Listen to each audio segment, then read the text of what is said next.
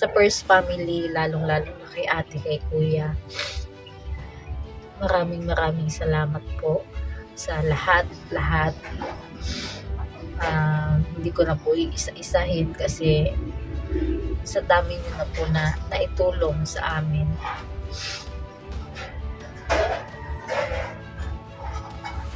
Wala po akong masabi kundi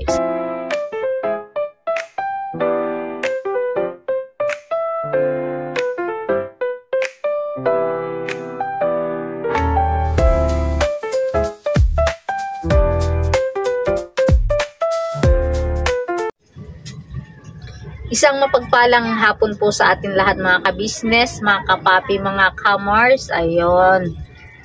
Ako pong muli ang inyong makakasama sa vlog po na ito dahil ako po ang may hawak ng cellphone po ni Daddy Bernok ngayon, mga ka-business. Si Daddy Bernok po ay wala po dito sa bahay at kasama po siya ng ating papa-ka-business, mama ka-business, ng mga kapatid niyang kagwangs at ems. Sila po ay may importanteng nilakad or di naman po ay nasa pagmimission po sila, mga ka-business, mga kapapi. Ayun, Daddy, ikaw na bahala sa kanila. Ingat ka sa pagmamaneho. Huwag lingon ng lingon kung saan-saan. Ayun, sa kalsada lang, focus. Ayun nga po, mga ka-business, sa mga nakapanood po ng vlog ng Ka-Business Official, about po dun sa announcement na sa ngayon po ay ang kagwangs po muna ang tutulungan po ng ating kuya ka-business ng Ka-Business Official. At dun po sa sumunod na vlog, yung napagpasyahan po ni kuya ng first family ay ang unang kagwang po ay ang unang kagwang na tutulungan ay ang aming pamilya, ang pamilya po ni Daddy Bernok. Ayun po, mga ka-business, maglalambing lang po ako sa inyo at sana patuloy nyo pong suportahan ang Ka-Business Official dahil napakalaking tulong po ito. Yung inyong panunood sa mga vlog, sa pagtapos ng mga video, sa pag-like, pag-share, sa pag-skip ng ads. At ayun nga po, napakalaking tulong po yun para yung ano po ng ating Ka-Business Official ay tuloy-tuloy ang pagtulong. At yun po, dahil po yun sa inyo, mga ka-business, kaya nagagawa po ng Ka-Business Official po yan, dahil po yan sa inyo, sa inyong suporta, sa inyong yun nga po, panonood, pagmamahal po sa Ka-Business Official. Ayun, mga ka-business, nais ko lang magpasalamat syempre unang-una sa ating Panginoon Diyos dahil araw-araw po tayong iniingatan at binibigyan ng mga biyaya. At may mga taong kasangkapan na ginagamit para sa mga taong nangangailangan na katulad po namin, mga ka-business. Sa totoo lang po ay kinakapos po kami pinansyal at may mga pangangailangan katulad ng nga po dito po sa tinitirahan po namin, kumbaga hindi maayos yung aming bahay at tagpi kung tawagin, at kulang sa kagamitan tulad ng yun po, yung foam, plano po na bumili, kaso nga po nung nakaraang buwan po, mga ka-business, ay wala pong sinahod si Daddy Bernok, kaya baga hindi po natuloy yung plano na bumili ng foam para po yung aming paghiga maayos. Kasi ang ano po namin ngayon ay yung banig po na galing sa Bicol, yung galing po kay mama, yun lang po yung aming hinihigaan dito po sa taas mga ka-business. At pero ano po mga ka-business, laking pasasalamat po namin dahil ayun po, andyan po ang first family, sila kuya, sila ate, at andyan po sila naka-suporta.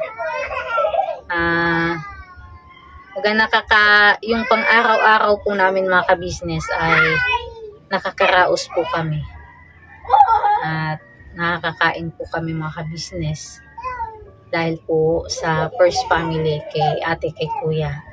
And thank you so much po talaga ate, kuya, dahil andyan po kayo. At ito nga po yung mga ka-business sa panibagong upload po ng ating kuya ka-business. Kami po ay babalik po sa Falcon mga ka-business. At di ko lang po sure kung kailan mga ka-business dahil anin ko po yung mga gamit, yung mga dadalhin po namin doon. Yung iba, papamigay na lang po namin para kaunti na lang po yung gamit na dadalhin po doon. So ayun, ano ko din po doon sa mga mga nakapanood po doon sa upload, bagong upload po ng ating ka-business official, doon po sa mga comment. Ayun, salamat po ng napakarami po sa inyo. Salamat po sa inyong mga komento, sa inyong concern, at halos karamihan ay against sa akin. Ayun po mga ka-business. At ayun po, yung mga ano po ni kuya ka-business, ni papa ka-business, yung mga sinabi, mga pangaral, mga payo po sa akin ay tumatak po yun sa akin mga ka-business. Yung matutong makisama sa kapwa.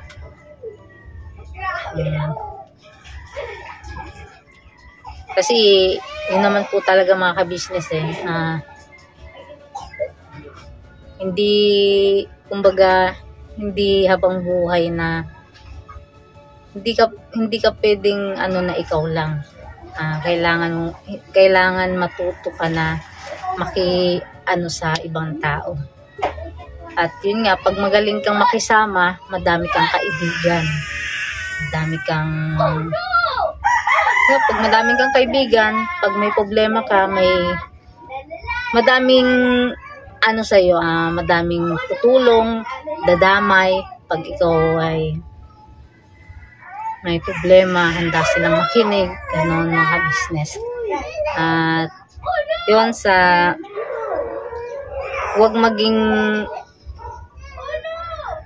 wag yung maging selfish. Ayun na tapos yung negatibo tsaka positibo, naman talaga yung mga business, pero mas anuhin mo yung ang gawin yung positibo kaysa sa negatibo. Tapos yung maging responsableng ina. Ayun, yung po mga business. At lahat po yun ay aking natandaan, at hindi po pasok sa kabilang tenga, labas sa kabilang tenga, hindi po mga business. Lahat po yun ay aking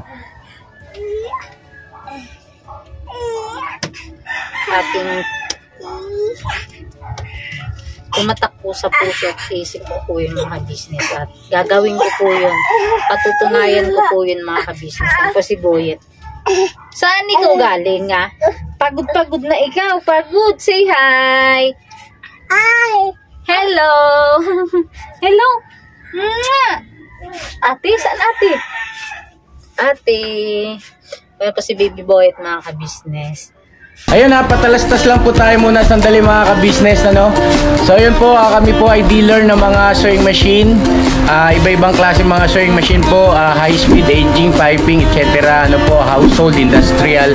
Meron po tayo niya mga ka-business. So dun sa mga inquiries po, paki-message nyo po yung Facebook page namin.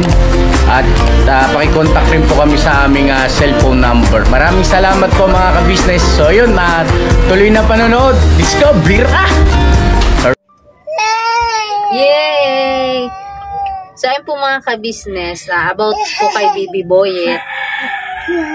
Sa ngayon po ay nag-message po ako sa National Children's Hospital sa Facebook page po nila mga ka-business. At antay po ako ng reply po nila kung kailan po ang ibibigay po nilang schedule para po kay Baby Boyet sa check-up.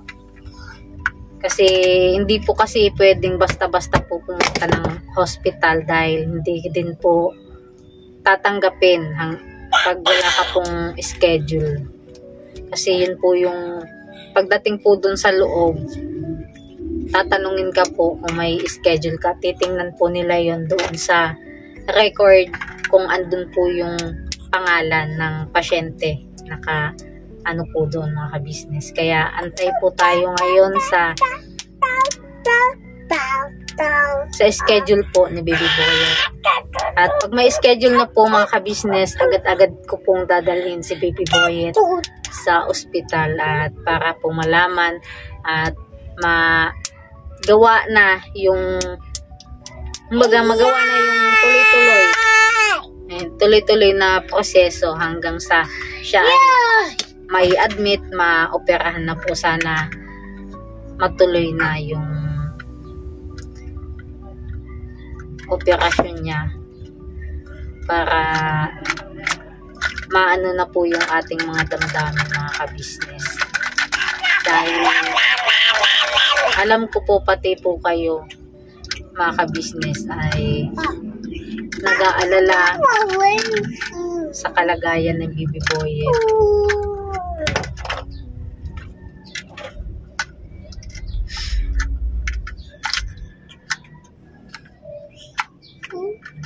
Kasi minsan mga ka-business talagang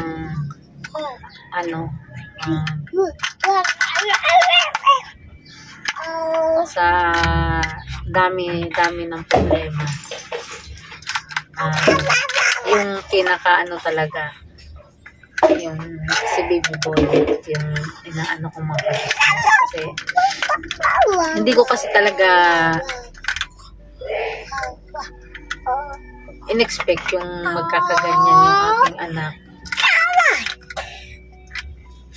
At ngayon ko nga lang po na nung may ganito na yung anak ko, na may ganito pala, may ganitong sakit sa mga lalaki, yung los kung tawagin. Doon ko lang po nalaman na mayroon po pala niya. At sakit lang kasi anak ko pa mismo mga ka-business. At yun humingi ako ng pasensya sa inyo mga ka-business ko kasi kumbaga hindi ko no patay. Humingi ako ng pasensya sa inyo mga ka-business, lalong-lalo na kay ate, kay kuya, dahil baga hindi ko na-actionan agad. Kumbaga hindi ko agad na si Baby Boy at naasikaso. Pero nung mga nakasubaybay po dun sa ka-business official, nung time po na nilalakad po namin siya, nung 2 months pa lang po. 2 months pa lang po yun si Baby Boy at nung siya po yung unang na-admit sa ospital dun po sa NCH. Ayun.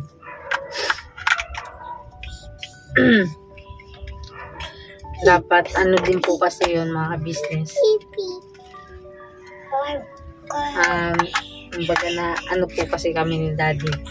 Nagdalawang isip, natakot kasi nga pong diretsahan yung pagsabi ng doktor noon na may posibilidad na mawala nga, baga mawala siya. Kaya natakot kami ni Daddy Bernok, kaya hindi na po namin siya naibalik at napagpasyahan po namin na pag 1 taon na lang po siya. Pag 1 taon na, kasi malaki-laki na. Kaso nga po, habang lumalaki siya, ay lumalaki din po yung kanyang balls at nahihirapan po siya.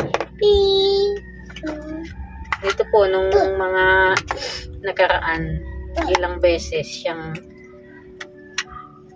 nahirapan, nasasaktan, at malaki yung ano niya, tapos matigas, may matigas din sa ano niya, sa balls. Ang laki, ang kinis, nakala mo sa sabo, o sa iyak siya ng iyak, yung hindi mo ano, kahit padidiin ko, ayaw niya. Tapos yung pagbuhat, ano yung paa niya, hindi ma-close kasi nga masakit. Ang sakit, bilang para sa akin na ganun, makita siyang ganun. Kaya ngayon, dahil sa tulong ng First Family, sa tulong po ninyo mga ka-business, ay aasikasuhin. Dapat na asikasuhin si Bibi Boyet para hindi na humantong sa ano, yung baga magsisi sa huli na magsisihan pa na hindi nga inasikaso agad. Ay, mga ka-business, abangan nyo po yan sa ka-business official, sa aming vlog, ang mga update kay Bibi Boyet pag siya po ay inasikaso sa kanyang pagpa-check up. Sa kanyang pagpa-check up. A few moments later. So yun po mga ka-business, nakatulog na po ang Bibi Boyet natin. At siguro po hanggang dito na lang po muna ang aking vlog. Ang vlog ni si Deng, ni Mercedes. At maraming salamat po sa inyong pagsama po sa akin. At taos puso po ako ng papasalamat sa inyo mga ka-business, mga kapapi, dahil hindi nyo po kami iniiwanan. At nandyan po kayo, handa pong makinig sa amin. At salamat po ng napagkarami dahil nauunawaan niyo po kami. Salamat po at sana wag po kayong magsasawa, hanggang dulo po tayo mga ka-business. Tuloy-tuloy lang po ang pagsuporta niyo po sa aming YouTube channel, sa aming mga vlog.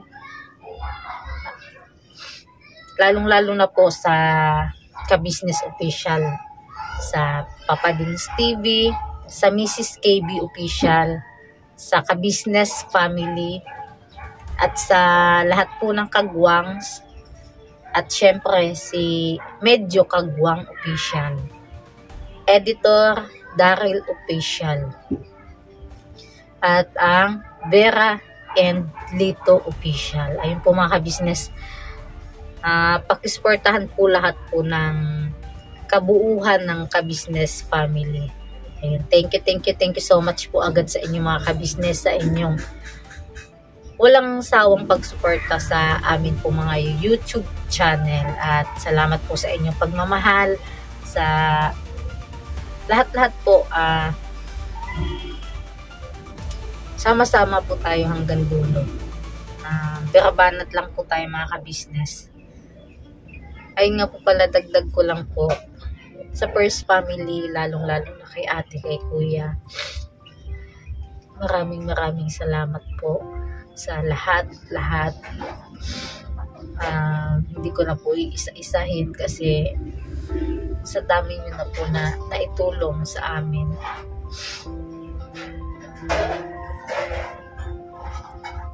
Wala po akong masabi kundi salamat.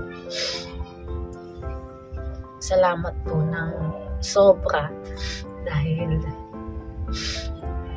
simula po, kuya, ate, sa first family ay hindi nyo kami pinabayaan hanggang ngayon. Kahit matigas ang ulo ni si Deng, hindi nyo po ako sinukuan, ate, kuya.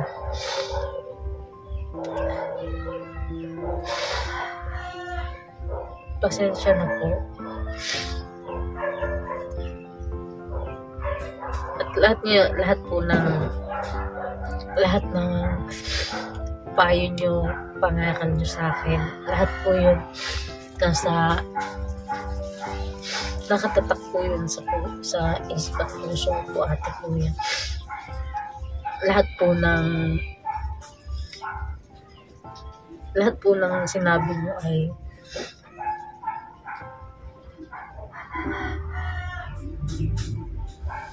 baga nanggising sa akin, lalo na yung mga pangaral ni kuya. Nanggising yun sa akin. Nagising ako, mga kabisnes, sa katotohanan na hindi pwedeng ganun lang ako. Kumbaga kailangan kong mag-level up.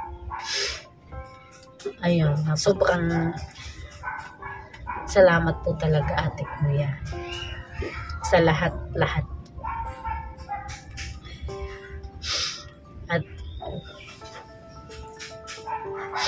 alam ko po kung gaano niyo po kami kamahal dahil ramdam po namin yun. Ramdam ko po yun. Lalo na yung pagmamahal niyo sa mga bata. Grabe. Yo, this is Medyo. The title of this song is Kuya Ka Business. Mapagmahal sa kapwa at may takot sa Diyos. Aminadong galing sa hirap, kaya nagsikap na lubos lahat ng hirap. Pagsubok, iyong pinagdaanan, kay tuluyang nagsikap, di ka pinanghinaan. Patuloy kang gumawa ng paraan, patuloy lang at di ka nag-alangan. Saksi kami lahat sa iyong mga kabutihan, saksi kami sa mga sinagot mong kahilingan. Maraming kababayan na ang iyong natulungan, at di lang basta tulong, binigyan pang kabuhayan. Naging sandigan ka ng mga taong mahihirap, mga taong pursigido sa buhay at nagsisikap. Ganyan ka busilak ang iyong puso, di ka nagpatinag at di ka basta sumuko. Saludo kami, kuya, sa hangarin mong mabuti at malinis. Proud na proud kami sa iyo, Kuya Ka Business. Pinunukang my heart of gold, tinadhana ka kay marigold, pagkat mayroon kayong heart of gold, mahal namin kayo. Yo, lubos po kaming nagagalak sa mabuti mong hinahangad. Lubos nagagalak pagkat maging mabuti mong hangarin. Sinundan ng iyong anak, magulang na mapagmahal maging sa amin. Di naging iba, naging anak mo ring ituring. Ramdam po namin ang iyong pagsinop at pagmamahal na tunay. Handa mo kami paglaban, handa magbuwis ng buhay. Yan ang katunayan, di ka nag-aalilangan. Di mo tinignan maging sariling kalagayan. Tunay na manalapitan, nais kong ipabatid. Tunay na kaibigan, kapamilya, kapatid. Ganyan ka busilak ang iyong puso, di ka nagpatinag at di ka basta sumuko. Saludo kami, kuya, sa hangarin mong mabuti at malinis. Proud na proud kami sa iyo, Kuya Ka Business. Minahal kayo ng mga tao kahit siyang panig ditong mundo, pagkat mayroon kayong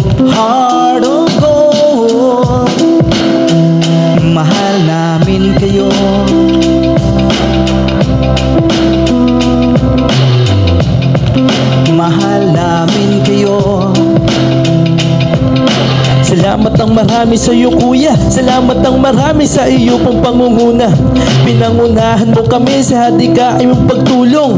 Di ka tumigil at di ka basta umurong. Salamat ng marami sa iyo kuya, salamat ng marami sa iyo pong pangunguna. Solido ka kung magmahal at pantay ang iyong pagtingin. Nawa ay di ka rin magsawa na kami ay mahalin. Mahalin. Ang dami mong natutulungan, hindi ka nag-aalinlangan. Pamilya at pangkabuhayan, pinuno kang may heart of gold. Mahal namin kayo, mahal namin kayo. Salamat ng marami sa iyo pong pangunguna. Pinangunahan mo kami sa hadikain mong pagtulong. Di ka tumigil at di ka basta umurong. Salamat ng marami sa iyo kuya, salamat ng marami sa iyo pong pangunguna. Solido ka kung magmahal at pantay ang iyong pagtingin. Nawa ay di ka rin magsawa na kami ay mahalin. Mahalin. Mga gawa mo'y kinalulugdan ng ating Diyos na makapangyarihan. Pinuno ng may heart of gold. Mahal namin kayo, mahal namin kayo.